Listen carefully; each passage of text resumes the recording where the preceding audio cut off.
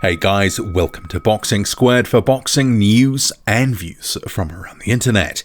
And another heavyweight news mashup video today, starting with the beaten Polish-American heavyweight contender Adam Kownacki, who lost in stunning fashion to Robert Helenius, who upset the apple cart with a fourth round stoppage at the Barclays Center.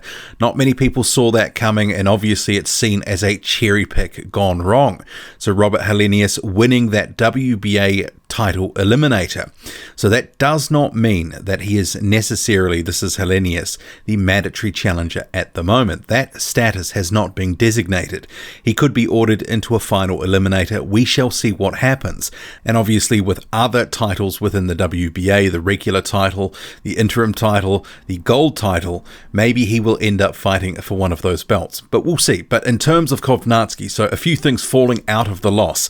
He has addressed his fans on social media, and you can see here on screen, thank you everyone for the support tonight. Thank you for the warm messages. Sorry I let you guys down. And after the fight, he said he would like a rematch with Robert Helenius, saying, one moment you're not being cautious and you get caught with a big shot, and the fight changed, especially in the heavyweight division, but it was a learning lesson. I'm still young and I'm still beautiful, so I'll be back. There's no rematch clause, but hopefully we can make it again. I don't want to go out like this. So Adam Kownacki calling for a rematch. And it's hard to say, will Robert Helenius grant him a rematch? I would have thought he would have been moving on to a potentially bigger fight where he could sort of cash in on this upset victory, because Robert Helenius, like I was saying in preview videos, a big puncher, but he is going to get beaten by a number of the top fighters in the division.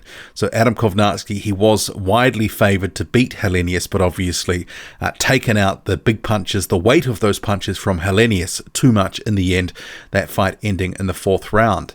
There could be all sorts of options out there for Robert Helenius, and PBC may in fact have an option on his next fight, and if they do, then he could end up fighting the likes of an Andy Ruiz or a Luis Ortiz, and Luis Ortiz is very highly rated within the WBA, and if there is a final eliminator to be ordered, I think that the WBA will probably call that one. But we shall see. But in terms of Robert Helenius, a couple of statements from him, and then on to a couple of the other undercard fights in terms of their comments after their wins. But also, Carlos Negron and Robert Alfonso, they fought off TV. So see here on screen, this is a shot where Carlos Negron, first round stoppage over Robert Alfonso, the previously unbeaten Robert Alfonso, who has some involvement with former WBC champion Deontay Wilder, has recently been sparring with Wilder in a couple of camps, in fact. But Negron getting the stoppage, so that fight wasn't on the broadcast card, but it was one of 5 heavyweight fights on the entire card. So Negron walking away with the stoppage there, so good for him. In terms of Robert Helenius, he says, I knew that I hit him hard. I just knew I had to continue. I knew he was still hurt after that punch. Kownacki kept coming and coming. He's a good fighter. I have to give it to him. My strength is to punch back when people come at me. It was a good fight and a tremendous opportunity for me to be here. And Kownacki, in his post-fight press release comment, said, it wasn't my night. It's boxing. It's a tough sport, and things just didn't go my way tonight. It's a learning experience, and I'm going back to the drawing board to get back to work. He hit me with a good shot. I knew what was going on, but I'm upset with myself. It is what it is. And on the undercard, Efe Ajagba stopping Razvan Kajanu in 9 rounds. He says, Ronnie told me to attack the body behind the jab. It was very effective, and it started to slow him down. When he got close to me, I knew to throw more and punish him. Kajanu has a lot of experience. When I threw my jab, he just used his right hand to block my vision, so I couldn't throw as many combinations as I wanted. It was a good challenge.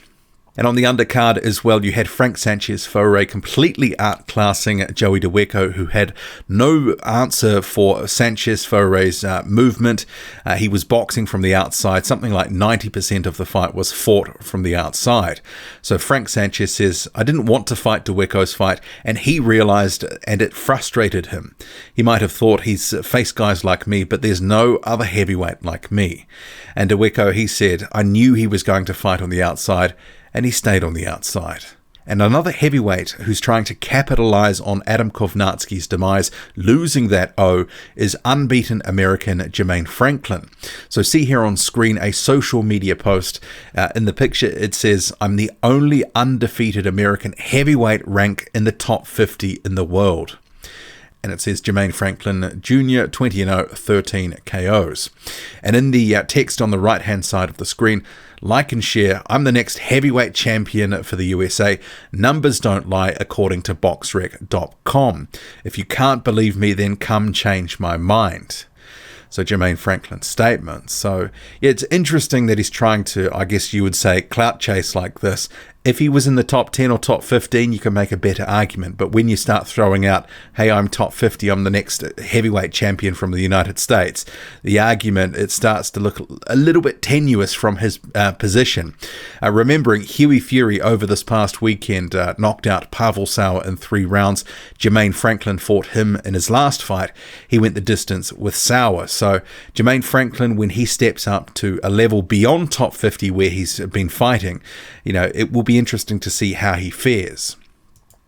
The manager for Michael Hunter, Martin Mikolajic, is calling out Joseph Parker and his team, saying that they should make a Parker and Hunter fight for the Anthony Joshua and Kubrat Pulev undercard on June 20. See here on screen, he says, at Joe Boxer Parker, let's go, fight us, fight Michael Hunter, be a man, and then the arm flex emoji at Eddie Hearn, let's close a deal, let's do it, hashtag Hunter Parker.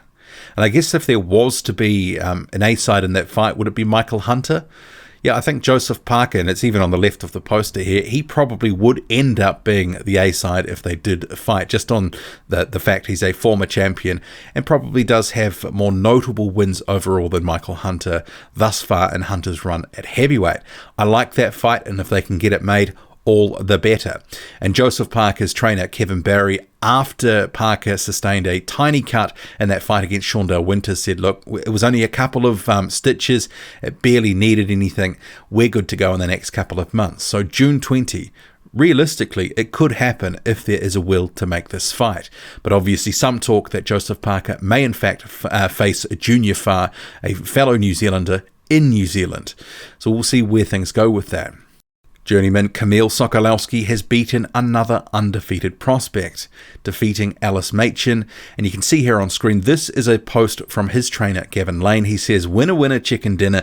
Kamil boxed great in places in what can only be described as a war.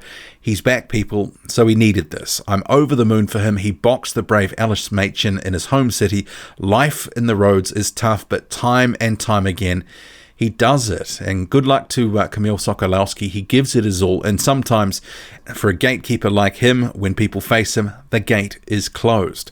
And rounding out this heavyweight news mashup video, Zhan Kossobutskiy has advanced to 12-0 following a win over Abraham Tabil in Dubai. What do you make of it all? Drop a comment, loud and often, hit like, hit subscribe, follow me on Twitter, boxing_squared. I'm out.